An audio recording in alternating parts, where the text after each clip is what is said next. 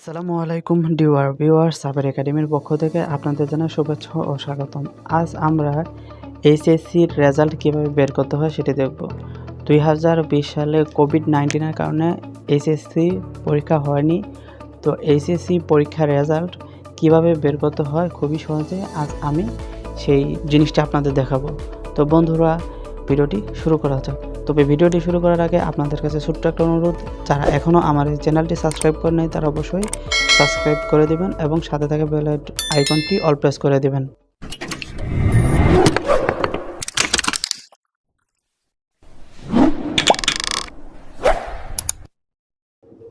তো বন্ধুরা, আজ আমরা এইচএসসির রেজাল্ট দুইভাবে বের করার দুইটা পদ্ধতি দেখব। পদ্ধতি নাম্বার 1, আমরা এসএমএসের মাধ্যমে এইচএসসি রেজাল্ট জানতে পারি। 2 নম্বর পদ্ধতি হচ্ছে আমরা গুগল সার্চের মাধ্যমে অর্থাৎ ইন্টারনেট থেকে সার্চ করে আমরা এইচএসসির রেজাল্ট দেখতে পারি। আজ আমি আপনাদের সেই দুইটা পদ্ধতি দেখিয়ে দেব। তো গুগল সার্চের মাধ্যমে আপনারা কীভাবে রেজাল্ট পাবেন, তো এখানে আপনারা প্রথমে আপনাদের যে ব্রাউজারটি আছে সেটি ওপেন করে নেবেন। তো এখান থেকে আমি গুগল ব্রাউজারটি ওপেন করে নিলাম। তো আমি এখান থেকে লিখে দেব এইচএসসি রেজাল্ট 2020। তো এটা দিয়ে সার্চ করার পর আপনার সামনে এরকম ইন্টারফেস চলে আসবে। তো এডুকেশন বোর্ড বাংলাদেশ এখানে প্রবেশ করলাম। তো ইনশাল্লাহ আপনারা এই লিঙ্কটা আমার ভিডিও ডেসক্রিপশনে পেয়ে যাবেন। আপনারা সেখান থেকে ক্লিক করে সরাসরি আপনারা এরকম ইন্টারফেসে চলে আসতে পারবেন। আমি ভিডিও লিঙ্কটি ডেসক্রিপশন বক্সে দিয়ে দিব। ইন্টারফেস এরকম চলে আসার পর এখানে এক্সামিনেশন, তো এক্সামিনেশনের জায়গায় এখানে আপনারা এইচএসসি সিলেক্ট করে দেবেন। এখান থেকে আপনাদের পাসিং ইয়ারটা সিলেক্ট করে দেবেন। তো এখান থেকে আমি আমার পাসিং ইয়ারটা সিলেক্ট করে দিয়েছিলাম। বোর্ড আপনারা আপনাদের বোর্ডটি দিয়ে দেবেন। ঢাকা, চট্টগ্রাম, রাজশাহী এরকম যা বোর্ড আছে দিয়ে দেবেন। তো এখানে রোল নাম্বার দিয়ে দিবেন, রেজিস্ট্রেশন নং দিয়ে দিবেন। আর এখানে একটা জিনিস একটু লক্ষ্য করবেন ভালো করে, যে 8 যোগ 7 অর্থাৎ একটা সাম আসছে, ওই সামটা কত হয়, তার মানে 8 এর সাথে 15 হয়। তো এইভাবে ক্লিক করার পর আপনারা জাস্ট এখানে সাবমিটে ক্লিক করে দেবেন। তো বন্ধুরা, দেখতে পাচ্ছেন কিভাবে খুবই সহজে এই গুগল সার্চের মাধ্যমে আপনারা মার্কশিট সহ রেজাল্টটি দেখতে পাচ্ছেন। তো এখন আমি স্টেপ নাম্বার 2 অর্থাৎ দ্বিতীয় পদ্ধতি দেখাবো।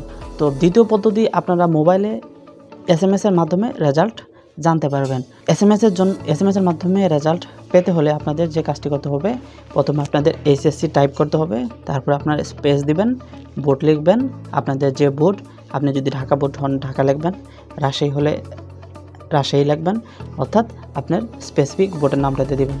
বোর্ডের নাম দেওয়ার পর স্পেস দিবেন, তারপর আপনার রোল নাম্বারটা দিবেন, স্পেস দিয়ে ইয়ার দিবেন। এগুলো টাইপ করার পর আপনি 16222 এই নাম্বারে সেন্ড করে দিবেন। ইনশাল্লাহ এভাবে আপনি রেজাল্ট পাবেন। এখন কথা হচ্ছে যে বোর্ডের নাম কি সম্পূর্ণ লিখবেন কি না, বোর্ডের নাম প্রথম 3 অক্ষর লিখবেন। আপনি যদি ঢাকা বোর্ডে হন তাহলে আপনি DHA এই 3টা লিখবেন।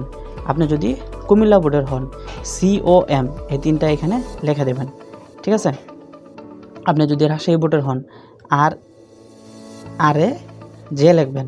ওকে, তো আশা করছি আপনারা এই জিনিসটি বুঝতে পেরেছেন। তো মাদ্রাসা ও টেকনিক্যাল বোর্ডের শিক্ষার্থীরা কি করবে, তারা এইচএসসি লিখবে, তারপরে তারা স্পেস দিবে, MAD লিখবে, স্পেস দিবে, রোল নাম্বার লিখবে, ইয়ারটা লিখে দিবে। ইয়ারের জায়গায় আপনারা কিন্তু অবশ্যই 2020 লিখবেন, কারণ আপনাদের পরীক্ষাটি হওয়ার কথা ছিল 2020 সালে।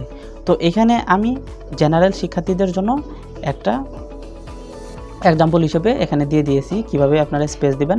এসএসসি লিখবেন, স্পেস দিবেন, DSA, তার মানে আমি এখানে বোর্ড ঢাকা দিয়েছি।